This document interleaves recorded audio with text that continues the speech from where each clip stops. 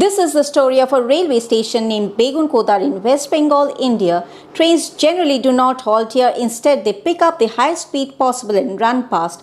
This station was inaugurated in the year 1960. Everything was running fine for some time. But one evening, the station master noticed a girl running at the very high speeds along with the train and was even running ahead of it. This continued for many more nights to come.